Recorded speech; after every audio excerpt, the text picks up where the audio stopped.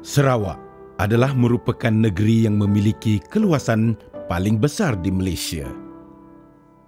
Sarawak yang berkeluasan sekitar 124,450 km persegi dengan populasi penduduk sekitar 2.6 juta orang adalah terdiri dari lebih 27 kumpulan etnik utama yang masih wujud di Sarawak. Setiap dari mereka mempunyai bahasa, tradisi serta penghidupan mereka yang tersendiri.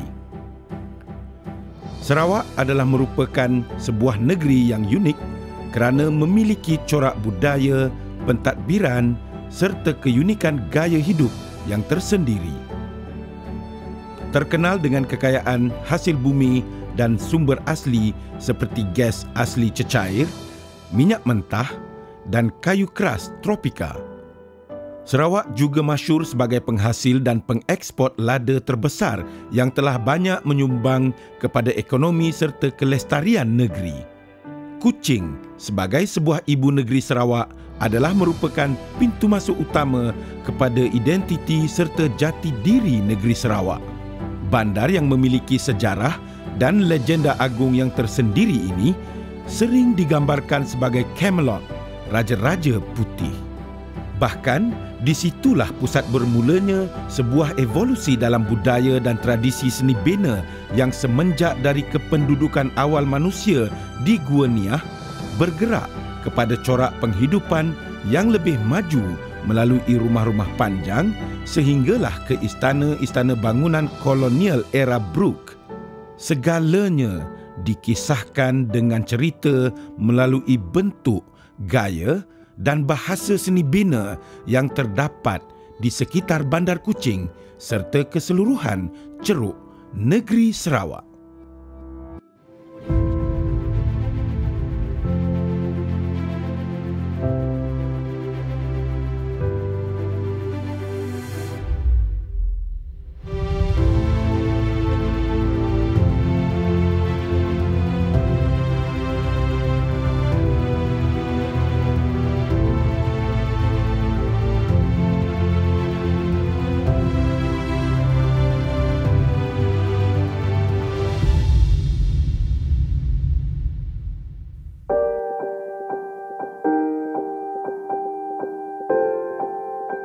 Selain dari Perak Men dan Perak Women yang ditemui di kota Tampan Lenggong Perak, pelbagai bukti arkeologi juga telah ditemukan di Sarawak.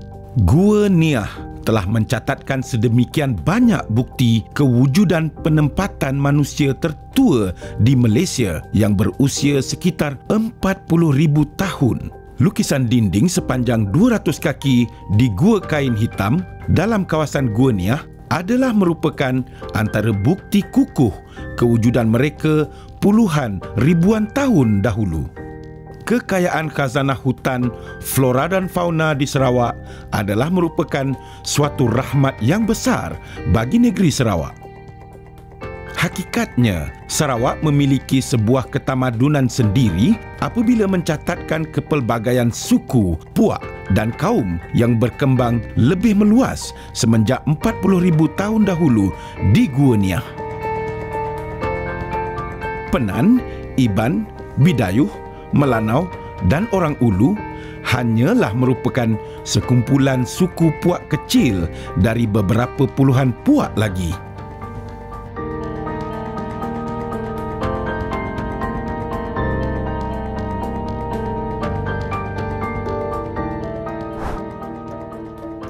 Suku kaum Penan adalah merupakan suku pribumi di Sarawak.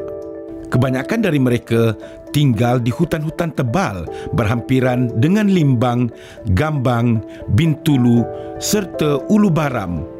Kebanyakan dari suku kaum Penan masih mengamalkan cara hidup berpindah randah, sementara sebahagian lain dari mereka memilih untuk mendirikan rumah serta menetap tinggal di rumah-rumah panjang yang ada di sekitar kawasan berkenaan. Kehidupan mereka amat bergantung dengan hutan, bahkan makanan, minuman, ubat-ubatan dan pakaian segalanya bersumberkan dari hutan. Oleh kerana mereka hidup berpindah randah, seni bina rumah suku kaum Penan didirikan dalam keadaan struktur yang sangat asas. Rumah mereka hanya terdiri dari 2 bahagian ruangan, iaitu bahagian dapur serta ruangan rehat yang juga menjadi ruangan makan. Ini adalah disebabkan atas faktor hubungan mereka yang kuat dengan alam semula jadi. Iban atau juga dipanggil sebagai suku kaum Dayak Iban adalah merupakan salah satu dari rumpun suku Dayak yang terdapat di Sarawak. Iban yang bermaksud orang atau manusia dipercayai berkembang sewaktu zaman kegemilangan kerajaan Dayak di Tampau Juah. Berbeza dengan suku kaum Penan, kaum Iban kebanyakannya tinggal menetap di kawasan perkampungan.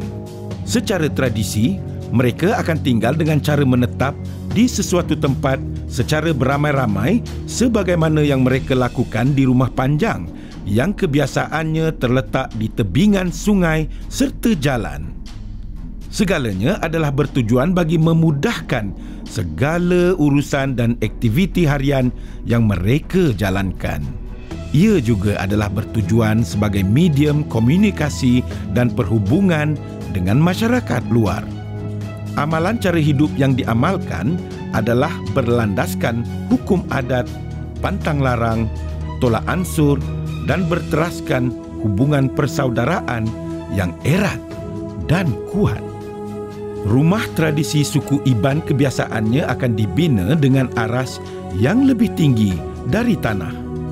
Hasil hutan dipergunakan sepenuhnya dari penggunaan bumbung, kerangka, cerucuk, tiang serta dinding rumah yang menggunakan material dari kulit asli dari pokok. Beberapa hasil kepakaran dipertonjolkan melalui hasilan seni yang dihias di beberapa bahagian rumah, termasuk tangga dan pemegang tangga yang hanya tampak ringkas namun sangat berseni. Kawasan anjung yang luas akan menjamin keselesaan serta menyediakan ruangan yang cukup dan sesuai dengan segala ritual serta aktiviti suku kaum.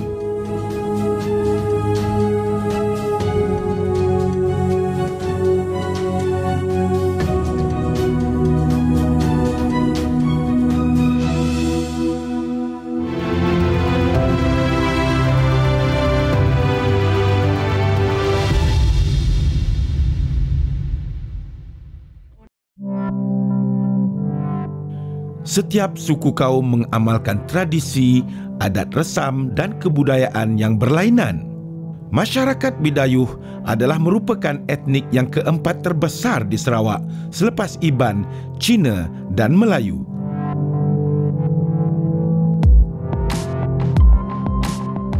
Masyarakat Bidayuh adalah merupakan antara suku kaum tempatan yang tergolong dalam kategori Dayak di Sarawak. Terdapat beberapa pandangan yang membincangkan pengertian dan asal-usul masyarakat Bidayuh di Sarawak.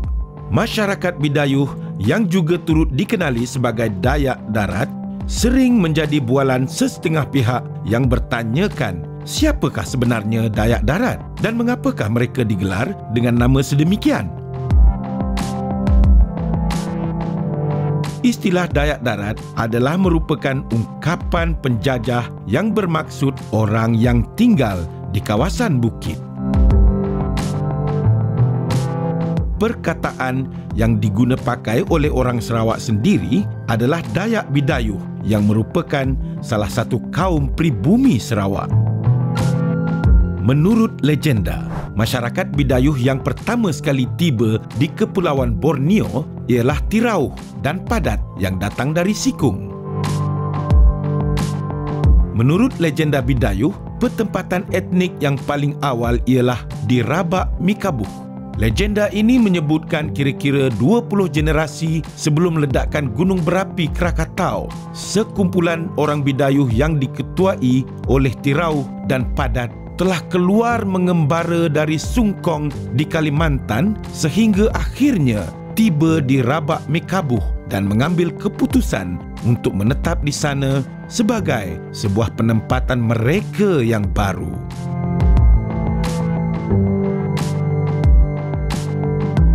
Pada zaman itu, amalan perhambaan serta pemburuan kepala manusia oleh kumpulan Lanun sangat berleluasa. Dan cara terbaik untuk menghindar dan mengatasinya ialah dengan mendirikan rumah yang jauh di kawasan pedalaman yang berdekatan dengan puncak gunung dan lereng bukit bagi menjamin keselamatan mereka. Kerana itulah rumah kaum Bidayuh dibina dalam keadaan yang sangat tinggi dengan menggunakan kaedah sistem kerangka dan cerucuk yang 100% dari pohon dan pokok kayu yang sangat stabil dan kukuh. Dinding rumah kediaman mereka dibina dari daun nipah sepenuhnya serta terdapat percampuran dengan buluh dan kayu sebagai suatu elemen evolusi termasuk pada lantai yang turut dibina juga dari kayu dan buluh. Mempunyai ruangan koridor luar yang luas dengan binaan lapisan kayu buluh, rumah mereka turut dibina dengan binaan tingkap yang unik. Rumah panjang kaum Bidayuh yang dibina dengan beberapa pecahan bahagian seperti ruangan tidur, ruangan rehat dan aktiviti turut dibina dengan seni bina binaan yang dinamakan baruk.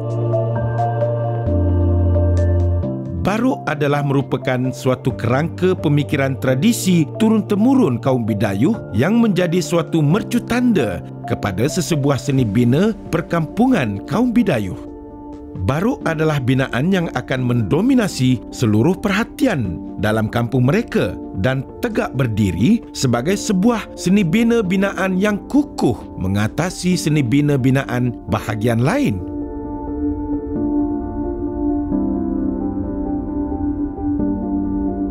Selain bertindak sebagai mahkamah adat, baruk juga adalah merupakan tempat persidangan, perbincangan serta bertindak sebagai Dewan Besar Permuafakatan bagi menentukan kelestarian sosio-politik dan ekonomi perkampungan.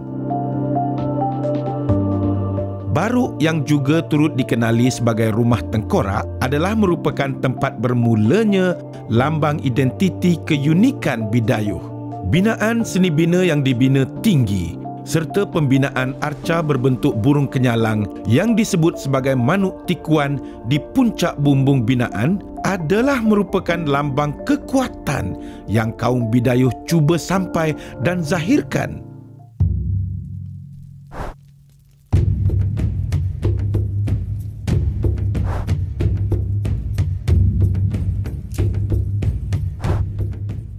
Rumah panjang sering dikaitkan dengan masyarakat Iban, Bidayuh atau orang Ulu di Sarawak. Tidak ramai yang menyedari seni bina binaan rumah panjang tentang suku kaum Melanau. Rumah panjang yang dimiliki oleh suku kaum Melanau adalah merupakan antara yang turut memiliki keunikan dan kehebatan tersendiri. Rumah panjang Melanau dibina dengan penonjolan kekuatan identiti menerusi pembinaan rumah panjang mereka yang dibina tinggi dengan tiang sebesar pemeluk. Kelainan rumah panjang suku kaum Melanau ialah ciri seni binanya yang dibina bertingkat yang ada ketikanya dibina sehingga mencapai 4 aras. Dengan menggunakan kayu kukuh dari hutan berhampiran seperti kayu belian untuk dijadikan struktur asas yang menjadi paksi kekukuhan rumah panjang ini, rumah panjang mereka menggunakan gabungan buluh dan kayu sebagai lantai rumah. Selain kerangka tiang yang akan menyokong keseluruhan struktur rumah panjang ini, lantai juga adalah merupakan antara struktur penting yang menjamin kestabilan rumah ini kerana ianya dibina tinggi serta bertingkat.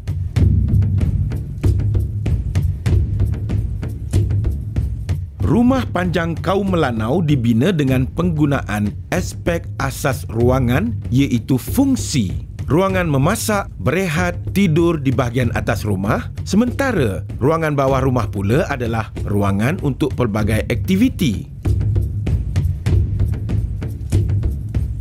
Bahagian bumbung rumah panjang ini dibina dengan menggunakan material dari daun pokok sagu atau daun pokok nipah dengan bahagian dinding luarnya yang menggunakan kulit pokok yang akan menjamin kekuatan bagi menghadapi situasi iklim. Oleh kerana rumah panjang kaum Melanau ini dibina pada kedudukan aras yang cukup tinggi, mereka ternyata memiliki kemahiran untuk menyediakan seni bina tangga yang ringkas namun cukup sophisticated dari aspek kemasan, perletakan dan keberkesanan penggunaan. Antara kelebihan yang lain adalah apabila rumah panjang kaum Melanau ini turut mempunyai ruangan tinjau atau balkoni.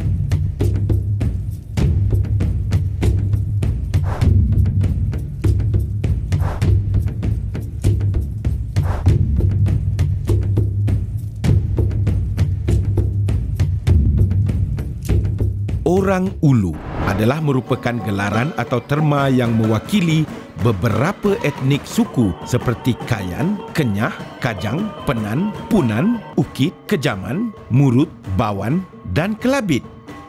Orang Ulu juga turut memiliki bentuk seni bina rumah mereka yang tersendiri. Rumah panjang orang Ulu kebiasaannya akan dibina tinggi dengan menggunakan sistem sokongan kerangka dari pokok-pokok kayu. Menggunakan kulit kayu pokok belian sebagai material yang digunakan pada bahagian bumbung, segalanya dibina dengan kukuh dan stabil. Sekiranya diperhatikan, kebanyakan rumah-rumah panjang suku kaum seperti Bidayuh dan Melanau termasuk juga Iban, kebiasaannya akan dibina dengan tinggi. Ia adalah bertujuan bagi menjamin keselamatan keseluruhan para penghuni yang mendiami rumah panjang tersebut. Selain dari itu, penggunaan dan pemilihan material dari hutan seperti pokok kayu dimanfaatkan sepenuhnya sebagai bahan binaan seni bina rumah panjang mereka. Bermula dari kerangka dan tertulang yang menampung asas rumah sehinggalah kepada kemasan dinding serta bumbung termasuk lantai, semuanya adalah terdiri dari material yang berasal dari kayu dan pokok hutan. Kekukuhan, kestabilan dan keselamatan adalah merupakan aspek ciri utama yang diutamakan di dalam seni bina rumah panjang. Sehingga ke hari ini, terdapat banyak rumah-rumah panjang orang Ulu yang masih dihuni dan diperturunkan kepada generasi baru. Sebagaimana rumah panjang suku kaum lainnya, rumah panjang orang Ulu juga dibina dengan ruangan balkoni yang luas yang bertujuan bagi menyediakan ruangan yang cukup untuk aktiviti serta ritual yang mereka lakukan. Oleh kerana mempunyai kepelbagaian ritual, rumah panjang turut didirikan dalam keadaan yang penuh dengan tradisi dan kepercayaan ritual yang bertujuan bagi menjaga kebajikan, kepentingan dan kesejahteraan hidup suku kaum masyarakat mereka masing-masing. Rumah-rumah panjang yang mereka bina dan dirikan adalah merupakan suatu fizikal dominan yang relevan dengan budaya, kepercayaan dan tradisi yang mereka amali dan imankan. Malahan, nilai kesenian serta estetika juga turut dipamerkan melalui ukiran, arca serta lukisan yang diperletak dan disesuaikan dengan seni bina rumah-rumah panjang yang mereka hasilkan.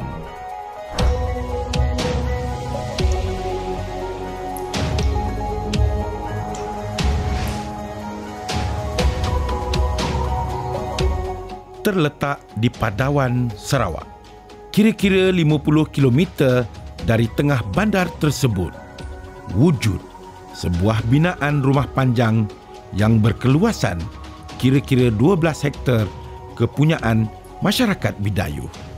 Rumah panjang ini masih mengekalkan beberapa ciri keasliannya, walaupun pembangunan di persekitaran kawasan ini pesat membangun. Walaupun berhadapan dengan peredaran masa serta kemajuan fizikal dan ekonomi pesat berlaku, rumah panjang yang diberi nama An-Nah Rais ini masih mengekalkan corak, cara dan gaya hidup dengan keharmonian menurut tradisi hidup masyarakat Bidayuh. Dibina pada tahun 1818, rumah panjang An-Nah Rais ini hanya bermula dengan 3 unit rumah panjang sahaja dan kini ia telah berkembang sehingga memiliki 146 unit rumah kesemuanya yang menjadi rumah kepada penduduk berjumlah sekitar 1,228 orang. Sejak dulu kami orang sekarang sebelum zaman perang dulu, asal kami orang daripada Kalimantan dan kami orang pindah dari sana, pindah pergi ke gunung di Batu 15. Digelarkan nama tempat tu Gunung Penresen dulu. Selepas sana berpecah lagi, ada sebagian yang pergi ke kawasan Bau, sebagian yang pergi ke Serian, dan sebagian naik ke sebelah sini diam di Borneo Highlands Resort sekarang. Selepas itu slowly pindah turun dan ke bawah ini. Dan cara dulu pembuatan rumah semua daripada buluh, oleh kerana senang mereka mencari dan membinakan rumah daripada buluh. Zaman dulu Mina satu hari pasang sebuah rumah. Seluruh kampung membantu membina satu buah rumah. Kependudukan di sekitar kawasan ini semakin hari semakin bertambah. Walau bagaimanapun, oleh kerana rumah panjang An-Nah Rais tidak lagi mampu menampung penduduk yang kian bertambah, ramai generasi baru kemudiannya membina rumah mereka di sekitar rumah panjang berkenaan.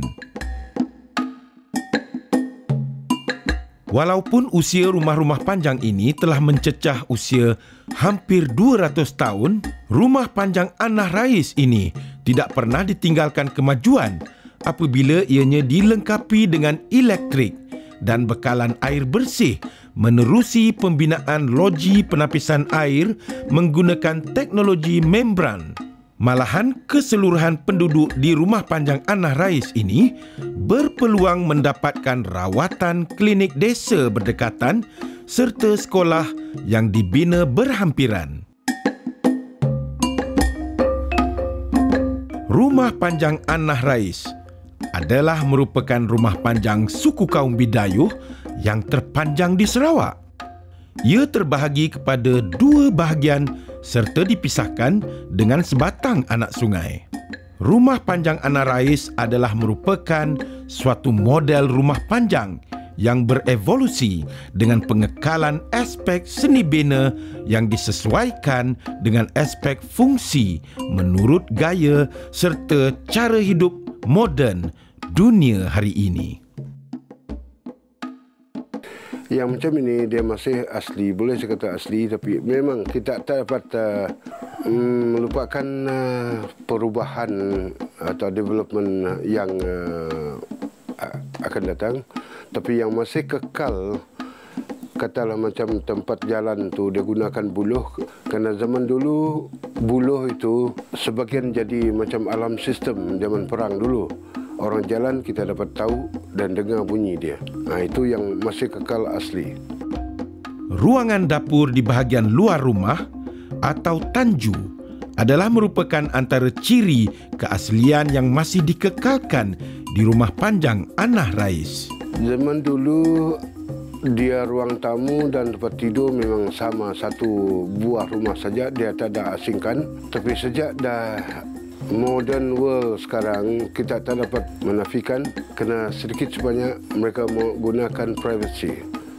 Bagi pihak saya, itulah tujuan saya buat homestay begini, supaya adat Besam akan kekal. Kalau tidak, lama-lama dia akan hilang.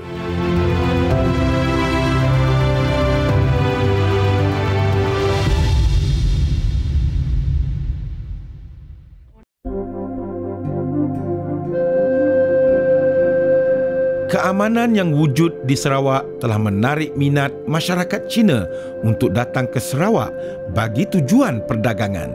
Pada peringkat awal, masyarakat Cina yang berhijrah bukanlah berasal dari negeri Cina, tetapi terdiri daripada pelombong masyarakat Cina berketurunan Hakka yang datang dari kawasan Sambas, Pontianak di Kalimantan. Mereka rata-ratanya adalah merupakan pelombong emas, dan akibat tertekan dengan penguasaan Belanda di Pontianak pada sekitar tahun 1820-an, mereka beramai-ramai berhijrah ke Bau, Sarawak dalam tahun 1841. Semenjak itu, masyarakat Cina Hakka ini telah membuka lombong emas, dan setelah itu ramai peniaga Hokkien mulai menetap di seluruh Sarawak dan hidup dengan rukun bersama-sama dengan pelbagai suku etnik lain di Sarawak. Pengaruh dari faktor perjalanan sejarah tersebut sesungguhnya dapat dilihat pada bentuk seni bina kediaman yang mereka huni. Dibina dalam keadaan yang serba ringkas dan sederhana.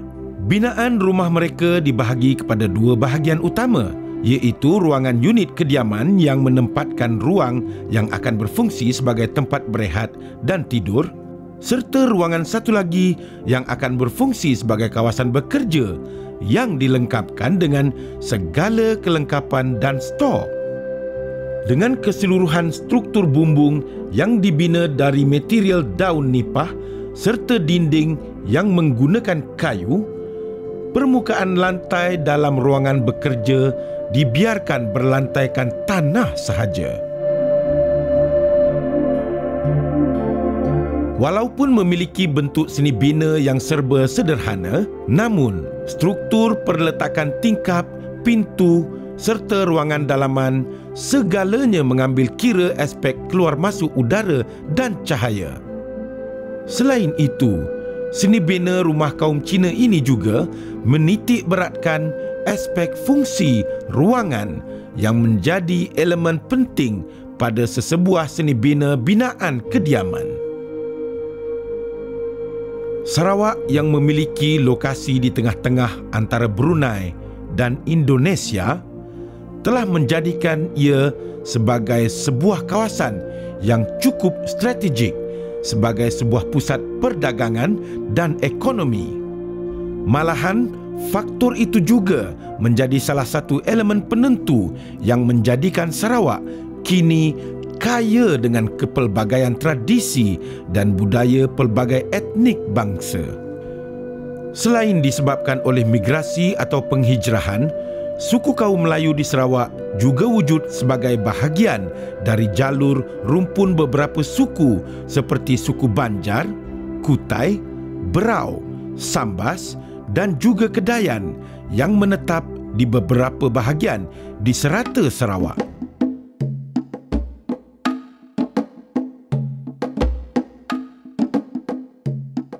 Berbeza dengan suku kaum Bumiputra yang lain, Melayu Sarawak memiliki kebudayaan hidup berbanding kebudayaan kebendaan.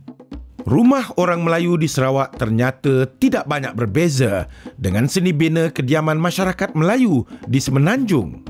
Dibina dengan 100% menggunakan material dari kayu, ia juga dibina dengan binaan tradisional yang tidak menggunakan paku. Dibina dengan tinggi dari alas tanah, rumah tradisional Melayu Sarawak dihiasi dengan kepelbagaian seni pertukangan dan khat kayu yang ditampilkan sebagai kemasan. Ia akan menjadi sebuah elemen estetika yang kuat pada rumah tradisional Melayu. Dibina dengan rumah ibu dan rumah anak, Ruangan dalaman rumah Melayu tradisional di Sarawak ini turut dibahagikan kepada kawasan hadapan, bilik dan dapur.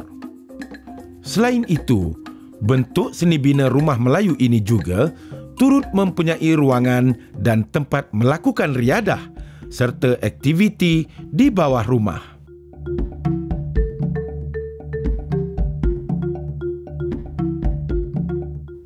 James Brooke, seorang pelayar British, mula menjejakkan kaki ke bumi Sarawak pada tahun 1839. Dia kemudiannya kembali ke Sarawak pada tahun 1841 sewaktu Sarawak diperintah oleh Sultan Brunei. Semenjak itulah dinasti Brooke bertapak dan membentuk empayar di Sarawak. Dari situlah bermulanya evolusi perubahan lanskap seni bina yang baru di seluruh Sarawak apabila banyak bangunan-bangunan kolonial dibina menjadi bangunan pentadbiran dan kediaman.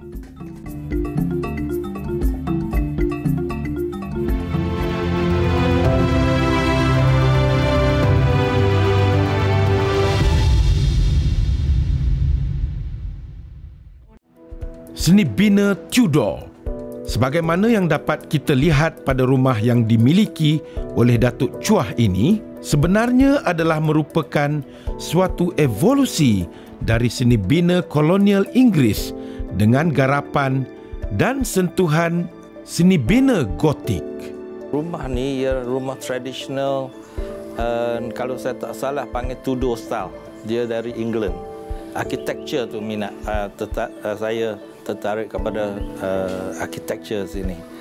Dan dia rumah ni kecil, kawasan besar. Jadi senang nak maintain jugalah. Kita ada 2 bilik saja. Satu bilik tetamu dan satu bilik master bedroom untuk kami berdua lah. Selain itu, seni bina Tudor ini juga adalah merupakan sebuah susur galur gerakan arts and crafts yang dilakukan sebagai suatu usaha untuk mencari keaslian dalam reka bentuk seni bina kurun ke-19 yang telah banyak berlaku percampuran dan peniruan. Seni bina Tudor ini adalah merupakan suatu unsur seni bina vernakula Inggeris dengan beberapa garapan kemasan serta komposisi seni bina yang diolah semula kepada suatu bentuk yang baru. Perbezaan ternyata dapat dilihat pada bahagian pintu, tingkap serta rangka yang berbeza dari bentuk seni bina Inggeris. Saya kenal the previous owner, the late Datuk Wrigglesworth, pada tahun 1981, lebih kurang 36 tahun lepas. Dia jadi pelanggan saya, pelanggan yang kelima. Dia tu, saya sebagai accountant, dia sebagai lawyer. Selepas tu kami jadi rapat lah. Dan sentiasa dia jemput saya kepada rumah dia sini, main makan, minum dan sebagainya. Dan saya tengok tempat ni comel lah. Dia tu peaceful, quiet, peaceful dan sebagai resort within a city. Dia dekat dengan airport, 5 minit pun sampai airport dah. Dan ke bandar 10 minit, 15 minit sampai ke bandar.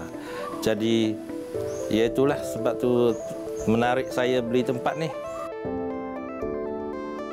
Selain dari bentuk, saiz dan juga material yang digunakan, perbezaan juga dapat dilihat pada banyak kemasan seni bina binaan bangunan kolonial. Penggunaan material kayu dalam gaya seni bina Tudor diperbanyakkan dengan kepelbagaian reka bentuk seni bina yang lebih menarik. Penggunaan cermin serta kemasan yang minimal adalah merupakan identiti bagi seni bina Tudor. Dibina di atas tanah yang cukup luas serta dikelilingi dengan landscape yang indah, menjadikan rumah ini cukup menarik.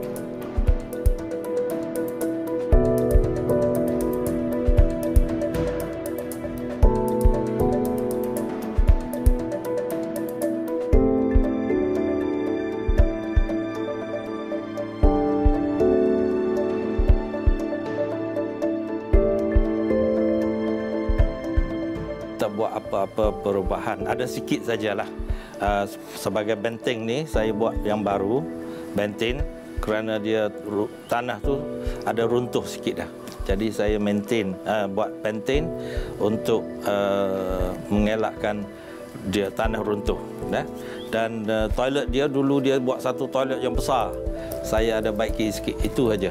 Lain semua saya tak ubah. Siling kayu yang dipenuhi dengan gaya menyerlahkan estetika seni bina Tudor. Sebagaimana bangunan kolonial lainnya, keseluruhan seni bina rumah Tudor ini dibina dengan menggunakan batu. Seni bina Tudor adalah merupakan suatu perubahan berani para arkitek dalam mendepani perubahan yang sukar sebuah evolusi seni bina yang pada saat itu amat memerlukan suatu perubahan. Perubahan dalam seni bina amat diperlukan. Malahan, ia adalah merupakan suatu kelebihan buat mereka yang berani.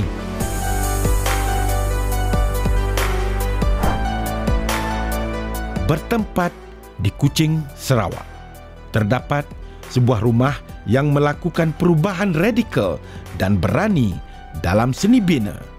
Dilihat sebagai sebuah seni bina bangunan kediaman yang menggabungkan reka bentuk tradisional rumah panjang ke dalam bentuk moden yang lebih sophisticated dan memenuhi keperluan aspek fungsi serta mencapai makna estetika seni bina yang wajar.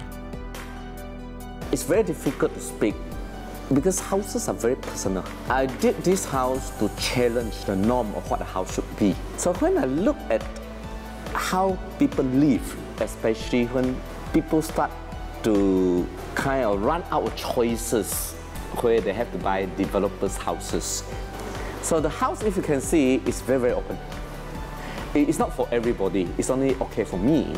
I use history and I look at history and kind of the social structures as references, yeah. So this is kind of recollection of my childhood that I can tell the same story to my children and grandchildren. But how I contemporize it. So the house has to be flexible. It's open, but it has to reflect time. It's all about time. Like, I don't need to look at the clock. I can roughly know about what time of the day. And I'll know when you are here, it kind of, you can feel the seasonal change. It's so open that I don't use the aircon a lot, even though I have aircon in case I need to use it, but I seldom use it. So then, from that time, it's given by what nature gave us. Light, air, and water. So all these are basic elements that when we went to school first year, the school would teach you. And then when you look at the layout, because I use historical references, a lot of people would talk about this house is kind of inspired by longhouses. But to me, it's a hybrid, like the Brooks. It's a hybrid. I'm in a society, multiracial society. I got friends from different people. I'm influenced by different things, you know. I wear, I eat, you know. So it's kind of hybrid. It's not just a long house. It's a hybrid of traditional building that I learn because I do a lot of conservation work. I study all buildings. And then also my childhood home. Dibina dengan material dan sentuhan moden, rumah ini ternyata memiliki gabungan yang cukup indah dan menarik. Dihiasi dengan lanskap minimal yang cantik dan dekorasi menarik. Rumah ini mengenakan lantai kayu moden dengan sekeliling rumah dibina secara terbuka. Memiliki sebuah kolam di tengah-tengah kawasan ruangan dalaman rumah, seni bina rumah ini dibina dengan konsep fleksibiliti ruangan yang membenarkan kawasan ruangan dalaman dapat berfungsi sebagai bahagian luaran rumah dan begitu juga bahagian luar rumah yang berupaya berfungsi sebagai bahagian dalaman rumah. Konsep terbuka ini dengan keadaan liang pada rumah yang terbuka tanpa keperluan mengadakan tingkap sudah cukup memberikan cahaya serta memastikan pengaliran udara dalam rumah yang sempurna. Konsep ruangan terbuka sebegini juga memberikan kelebihan dari aspek ruangan kerana ia akan membentuk suasana dan perasaan yang lebih luas. Besi yang berada di bahagian tingkap berfungsi sebagai penyejuk kepada angin yang melaluinya. Rumah yang dibina dua aras ini mempunyai kemasan kerja yang baik serta hiasan dekor yang indah. Bahagian atas rumah ini juga dibina dengan konsep terbuka dengan kemampuan kemasukan cahaya serta pengaliran udara yang cukup baik. 4 ruangan bilik di aras atas yang dibina sebaris direka bentuk dengan reka bentuk yang cukup menarik apabila susunan pintu dibuat bertujuan sebagai pengaliran udara dari tingkap ke tingkap. Seni bina adalah merupakan suatu evolusi dan sintesis yang senantiasa bergerak, berjalan dan berputar dalam kerangka kehidupan manusia yang senantiasa mengejar kemajuan dan pembangunan. Seni bina adalah merupakan suatu perlumbaan untuk mencapai tahap keselesaan serta mencapai tahap kepuasan tertentu. Dan tentunya, gabungan antara seni bina tradisional lama dan moden adalah suatu seni bina yang menarik untuk dicapai dalam usaha memelihara dan menjaga seni bina tradisional lama yang merupakan khazanah kita.